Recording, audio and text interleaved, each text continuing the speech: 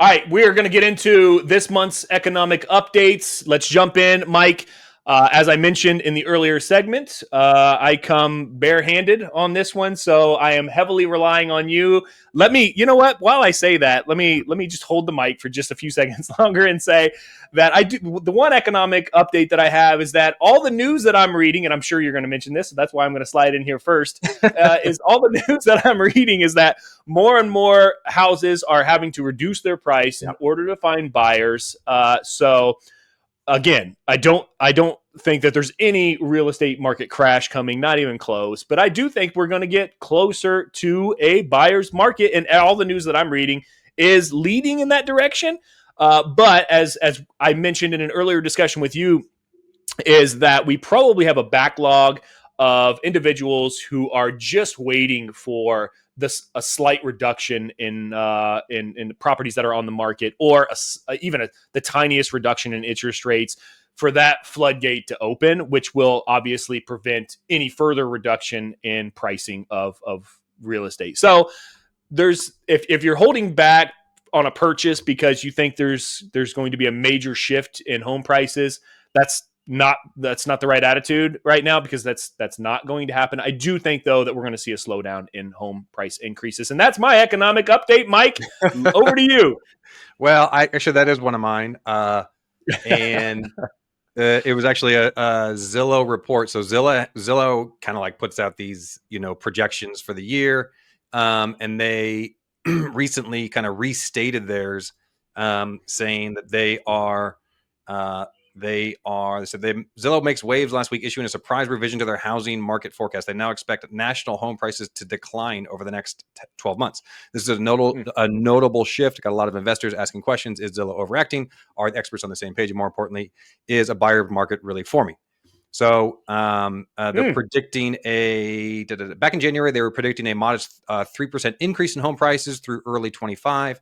By February, they revised it to 1.1%. In March, they revised it again to 0.8%, and now they're calling for a 1.9% price decline in sales. So they're constantly revising it to show a downward trend. That's at the national level. I will say, I think we should temper that for Indianapolis. Indianapolis is never kind of up and down like the coasts and the Sun Belt and all that good stuff. So I still think we're actually going to see slight price increases. That's what we have been seeing. I believe that we are going to already are seeing a big spike in inventory already, which is interesting because really, I mean, kids are just kind of getting out of school. Like my kids are out like next week is their last week. And so that's this like, kind of running to the bulls for like everybody to buy and sell houses, is that because they want to stay in their house for school, they want to sell it and then get back in before school starts again. So that's like May to August. And so, if we're already seeing an increase in inventory, you got to think that we're going to see even more in like June and July. So I think that's coming. I think more inventory is coming, but I do still think there is pretty good demand out there. So I think I've told you this before. I think we're going to see the good homes that are priced right, that are in good condition, they're still going to sell quick. And then the ones that are either overpriced or not in great condition, I think those are going to linger on the market. That's where you're going to see the price reductions. So that's the Mike Taylor 2025 Indianapolis price prediction. I love it. Freaking love it. That's awesome. I mean, so I gotta be honest. What I heard, I kind of stuck towards the front end of that. I heard that Zillow has been watching my podcast and that they agree that there are price reductions on the way. Obviously. All right, I got. Well, that's cool. Sorry, go ahead. No, I was just going to ask you what's next on the economic updates. All right, I got two more. Actually, I got three more. I'll just do briefly.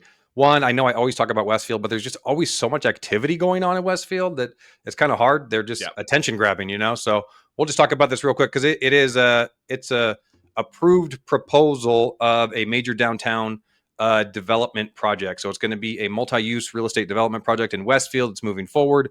The city council approved it, actually, I think this week. So it was a 6-0 approval. It is a $123 million project. It's calling for 240 apartments, 56 for rent brownstones, which I think is like the up and down ones, 40,000 square feet of office. a 3-story building of retail and restaurant and a parking garage. So this is important because if you know anything about Westfield, it's booming, and they have this like tiny little downtown, but it's like so far behind like a downtown Carmel or the Nickel Plate District in Fishers, and Noblesville just announced they're doing one. I mean, it's obviously the big trend everywhere is to kind of try to redevelop their downtown. So in my opinion, Westfield is kind of far behind in this. So it's good to see them bringing this forward because that downtown was, I mean, it's just disjointed. It's old. It's always under construction. I guess it will be now for a little bit more, but at least there's an end in sight with a master plan in sight. So it's good to see that kind of make a little bit more of a cohesive structure over there on that side of 31.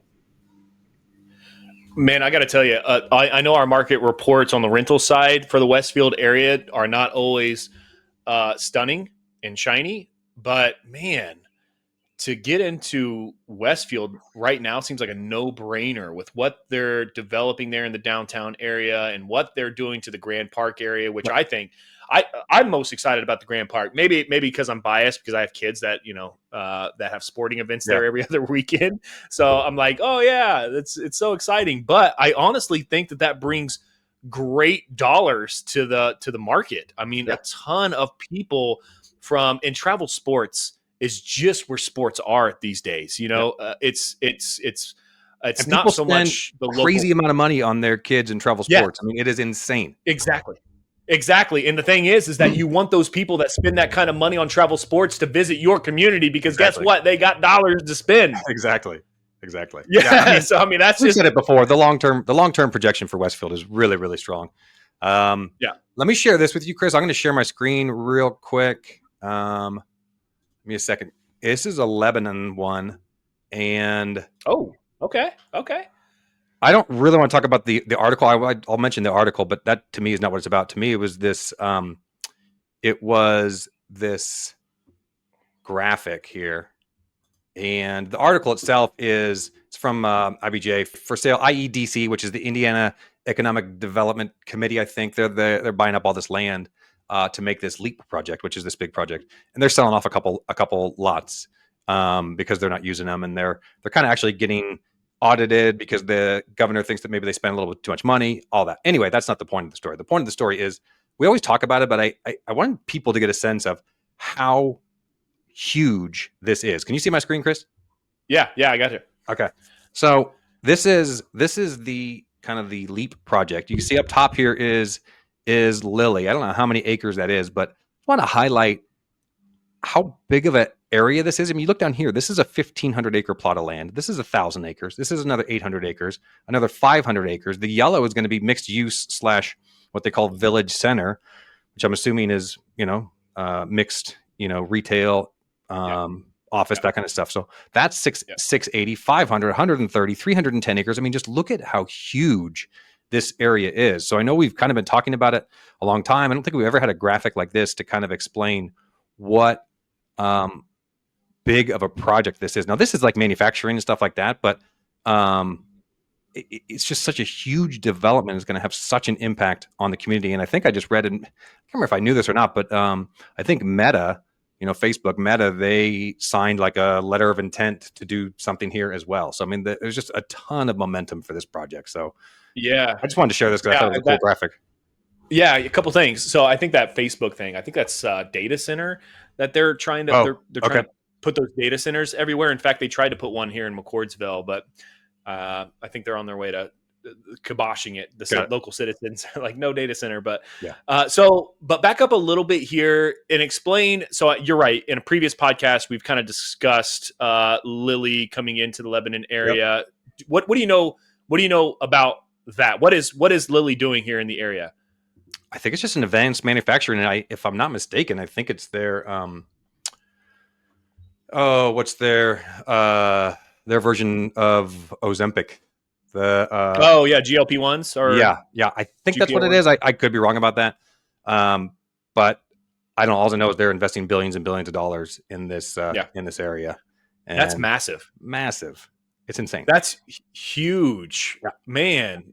Yeah, I'm so glad you showed this graphic because that's incredible. It really helps get some perspective when you can actually see it. Yeah, right there in map format. The scale is crazy. Yeah, that's insane. All right, the last one I want to talk about, and this is kind of a revisit of what we already talked about. I think we talked about last month, but the Fishers, the city of Fishers passed like 8-0 or 9-0 to put a rental cap on rentals starting January 1st of 2026. And there was a part of that article that said simultaneously or right at the same time, the state was trying to pass something similar to basically block that from happening and block all future communities from doing that. And actually this morning, I was in a meeting and talking to the person presenting was the lobbyist for the Realtor Commission.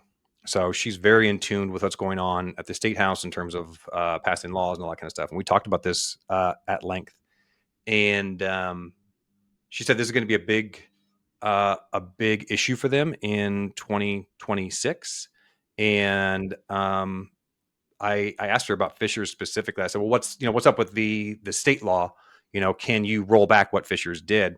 And she said, well, we're definitely going to try. She said, but it is a big mountain to climb. It's very, very difficult to go retroactive once something is passed and kind of like, of course, overrule what a city has already done.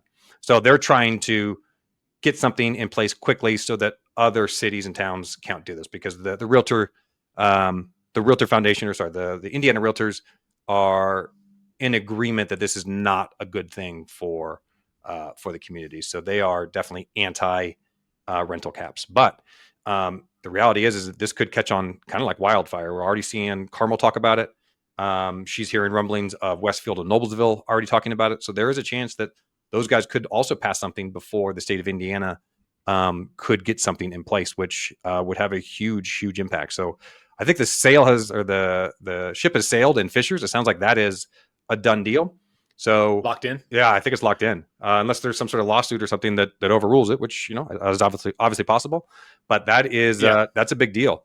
So I mean, honestly, if you're looking at Fishers, really for me, has just ratcheted it up in terms of its level of desirability, because you will be grandfathered in. If you own a rental home before December 31st of 2025, you'll be grandfathered in. You won't be subject to these 10% premiums, which is like so that means there's going to be no more than 10% allowed in any community, except for these ones. I know, it's crazy. It's like it's like having like a liquor license. You know what I mean? Like there's only so many that you can have. So I mean, that's a good point. It may not have an effect year 1 or year 2, but I mean, as people sell off, if you can hold these things for 2, 3, 4, 5 years, I mean, rents are only going to go up. I would argue that rents are going to go up at a disproportionate level in Fishers because of the limited supply. I mean, the only difference if you have a liquor license, though, it's transferable to the next owner. Yeah, okay. Well, maybe not the best analogy, but okay. All right, yeah. Just want to be clear. Everyone's like, short supply. Oh my god, they're in short supply. All right, yeah. So once my understanding anyway is once that owner sells or anything, that property doesn't retain the right of rentability. That's my understanding as well. You will be grandfathered in as long as you own it. Once you sell it, it is not transferable. That kind of grandfather clause then dies. But that's my point, is if you can hang on for 2 or 3 or 4 or 5 years, if you have a long-term strategy, which I do, I want to own this thing for 10, 15, 20 years, and if I own this thing in 10 years and there's still that rental cap in place, I got to believe that I'm getting way more rent than I would have otherwise had there been no rental cap. So I just wonder, with a 10% cap, because I assume, as I spent more time thinking about this, I assume that will later evolve into a permit process. I mean, it probably has to, in order to track the 10% of a neighborhood. I think it's part of the plan. Which then would is it okay? Maybe okay. So it already is, which will come with its own associated fees. So Fishers, the town of Fishers, will probably end up, securing some revenue during this process as well. I'm sure they'll make it a moneymaker. I mean, they do it in Indianapolis. Yeah. It's kind of a joke, and it's like, I don't know, $10 or something. I'm sure Fishers will make it more painful. I'm guessing a couple hundred, but it's a nightmare to administer. So yeah, that's already in my understanding. That's already part of the plan, is that you'll have to have it registered by the end of the year as a rental in order to have that grandfather. And then there's of course going to be a registration process so that they can keep track of, the 10%. Yeah. Okay. All right. So, as we wrap up this segment, I am curious though. So, Early on, you mentioned that you have a desire to move into the Fishers area. So what's kind of pushing you guys? I'm curious. What pushed you guys in that direction? There had to be something that was pulling you in. Was it the downtown Nickel Plate district, which is freaking awesome? No, I don't want to live there. I just want to get another rental there. I want to buy a rental there. I don't want to live there. Honestly, I couldn't deal with the traffic. Okay. I couldn't Okay. deal with the traffic personally. Oh, okay. Okay. No. Yeah, right. I know. Yeah, which I mean, they're working on that right now. I think that's going to improve considerably. Yeah. Okay. All right. So then I misunderstood previously. So I thought you were looking for a personal home in the Fishers area. No. Looking for another rental. Actually, short. So we're not hanging out. No, sorry. Okay. All right. Well, I guess my future dreams are now a bust. But that's fine. All right. That's going to wrap up the economic. Mike, thanks for bringing all that delicious data with Westfield and Fishers and what's happening in these local communities. That's going to wrap up our economic market updates for the Indianapolis metro area.